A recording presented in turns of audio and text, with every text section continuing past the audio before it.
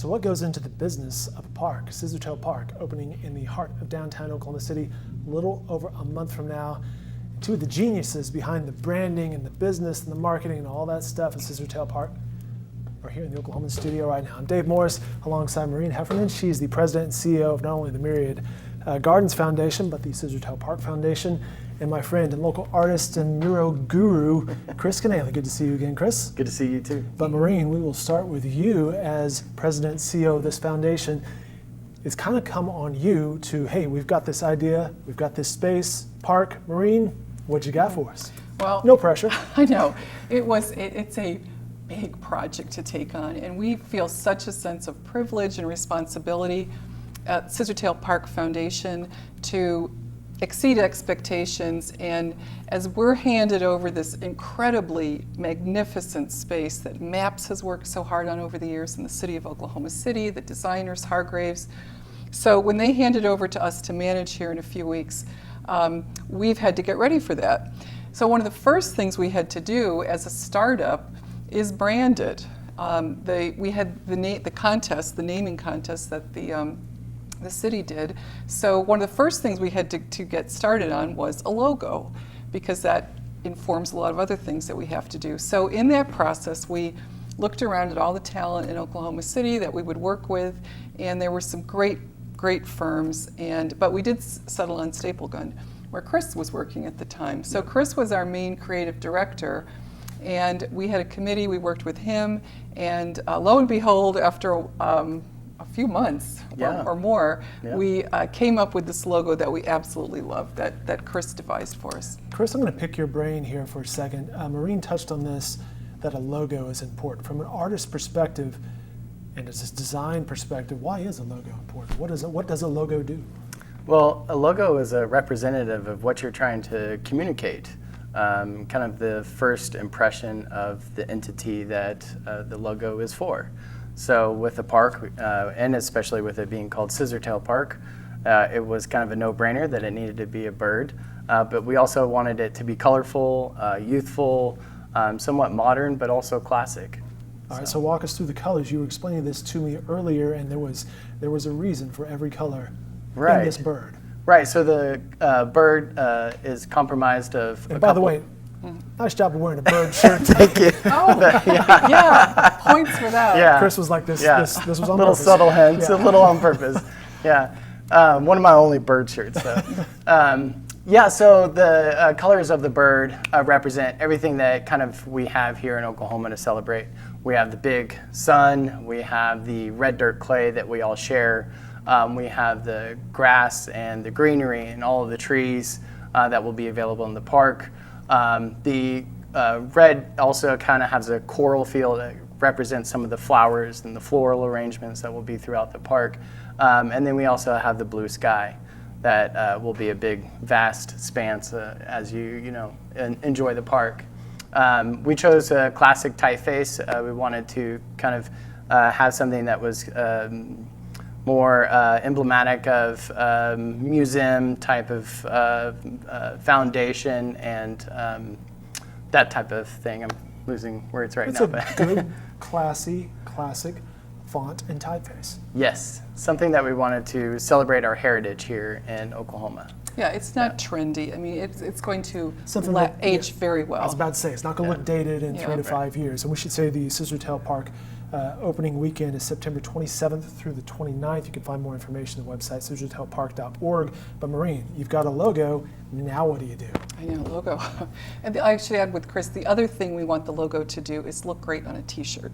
So we want to sell a lot of T-shirts. It's got to be wearable. It's got to be wearable. And we want people to love it. So so that's you'll be able to buy your own bird shirt here shortly. Yes. That was easy compared to all the things we're doing, and the hiring staff, making all of our plans. The opening. How big of a crew does it take to run a park? Well, when we have all the positions hired for Scissortail, there'll be about 44. Okay. And just about all of those are full-time. So we've got a wonderful security staff. We want people to feel really safe at any time, in day or night in the park. Outstanding horticulture team, because it's all about the beauty of the park. And when you're able to visit the park, you'll see that whatever your image of a park is, this is a park plus. This is highly landscaped and beautiful. It's like a botanical garden in an arboretum.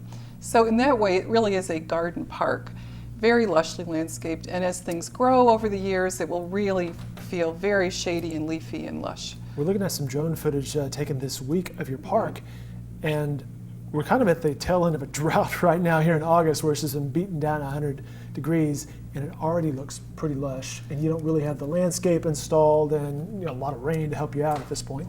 Yeah, the Great Lawn looks beautiful. It's just emerald green. And yes, it's not the ideal time to plant things, but the crews are watering, taking care of it as best they can. So it's all going to come together. But I think people will be so surprised to see how much of a garden feel it is when they visit it. So we've got all of the Hort staff. We've got programming staff in place, rental people, administration, all the components that we need. But we're really focused on the programming for the grand opening. Well, that's a good segue. What happens at the grand opening? We're talking September 27th and 29th, just a little over a month away. Well, there's 3 days, and it's funny, we joke on our staff, is that the very first event that we're doing, literally out of the gate, at 5 p.m., the gates will open for the Kings of Leon concert on September 27th. So that's our first event. One of the biggest that Oklahoma City has put on. Again, no pressure, Maureen. No pressure. So, but I can't tell you what a great team we have. Graham Colton from the Social Order team is helping as the production manager of the stage and especially the KOL, all of the Oklahoma City Police, Fire, EMSA team, security, and lots of other people. So the Kings of Leon concert couldn't be more exciting as a free concert. That's the 27th. When you arrive for that, we will have a capacity there. We're not sure exactly what that will be, somewhere between 25,000, 30,000 people. That's about what we think it will hold. That's a lot of people, Maureen. Yeah, it's a lot of people. It's a small Woodstock. So, but it's a huge park too. It's just a vast amount of space there. And to be clear, we're talking about what is called here the Great Lawn-ish, that area. Yes, it's the Love's Travel Stop Stage and Great Lawn. Gotcha. And that is the whole area. So about half of the park will be closed that evening, just for safety and security reasons. The south half. The south half, okay. Right. So there won't be access to that. But the next day, we'll be working overnight. All of the fencing will come down around the perimeter, fencing that was put up just for the concert the night before. So really on Saturday morning, the whole park will open, and we've got a great schedule. Everything's free. Free entertainment, free programs, lots of kids' activities, artists, roving performers. We'll have paddle boats that are free. We'll be charging later, but this weekend it's all free for people. So that is on Saturday. Saturday night we have another big concert with a blues theme. So we have a great blues band coming from Little Rock, Arkansas. We have a group from San Francisco coming called Marcus Ray James and the Wasson Ray.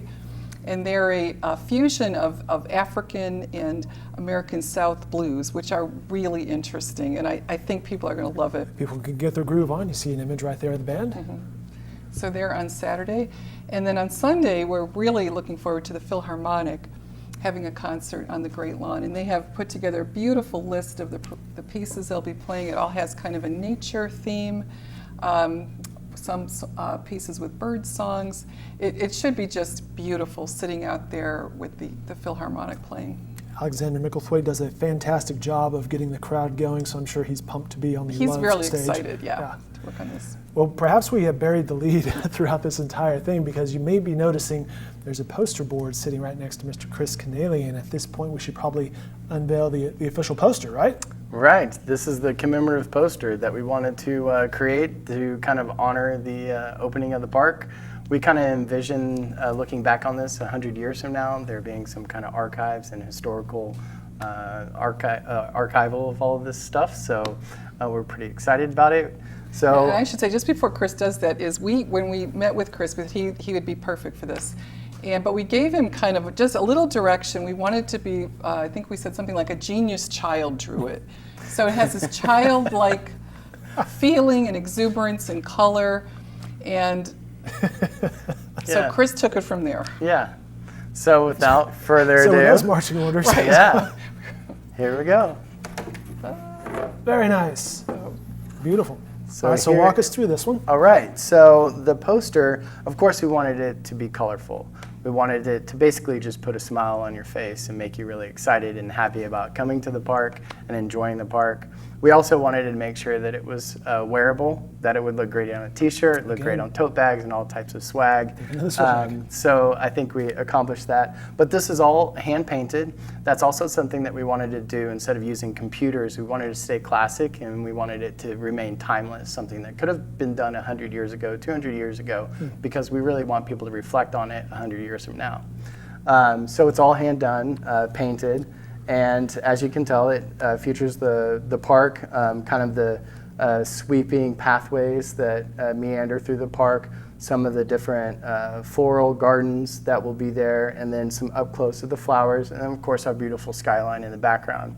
The skyline features kind of all of our memorable or recognizable buildings in the downtown, and we also have the Myriad Gardens, the streetcar kind of poking through there, and the Love's Travel Stop stage.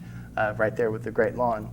So yeah, that's And we even put the four kings of Leon on the stage. So Very nice. there they are. And it was great. Chris has done a job, Chris. night Looks good. version of that. Okay. That Yeah. looks beautiful, and I have to say, I was there last evening. The designers and other maps folks were there testing the fountain and the lighting, and it was just thrilling. The park at night is incredibly What are beautiful. some of the features that we don't even know are there that you have packed into this park?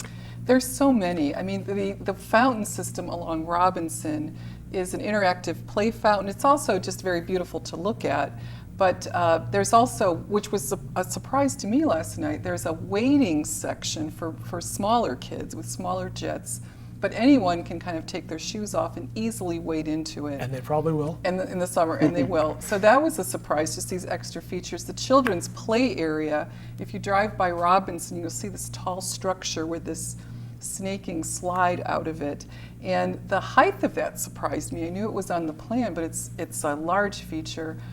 The Pavilion, which is up by Skydance Bridge, is going to be a beautiful pavilion for all kinds of functions and things we'll be having. That will be the roller skating site next spring.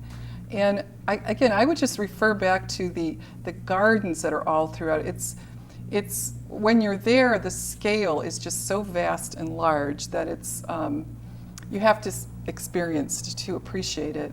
And I think the views are incredible. It's a large park, but the designers, they're really brilliant. They designed it in a way that there's these large rooms, so to speak, that you kind of discover and walk through. So even though it's very large, it doesn't feel overly large when you're in certain areas. There's a sense of intimacy almost in some areas. So it has a beautiful feel to it. It's elegant in its layout, and there's a dog park, there's a boathouse, a cafe, the stage, terraces within there. There's lots to discover in the park. And I really like the hill that's up on the Great Lawn, because as you climb the hill, you turn around and you can see all of downtown. The skyline is just gorgeous. So it's really neat. Well, again, Scissortail Park opening weekend coming up September 27th through the 28th. Before I let you go, Maureen, if you can foreshadow a little bit, this is the Great Lawn, the north part of the park, but there's more park that'll be opened over the next year or two, correct? There is, I think, well, the lower park, they're finalizing the design details now. They'll be starting construction either late this year or early next year, and I think that takes about 2 years to complete, a year and a half at least. And that's it's almost as large as the upper park. So you'll see that when they both get done, it's 70 acres of park right downtown. So it's very significant, and it's going to dramatically change the quality of life for people, because it's an amazing place, and I can't wait for people to discover it themselves. Well, it's an ambitious task you have taken on, and congratulations on everything so far. Kris, before I let you go, where can we find more of your artwork, both online and in person? Because I mentioned off the top, you do murals, so you can see your artwork across the city. Yeah, it's my name, Kris Kanaly, KrisKanaly.com. I have all types of stuff on there, portfolio, previous murals, and a little shop where you can buy some prints.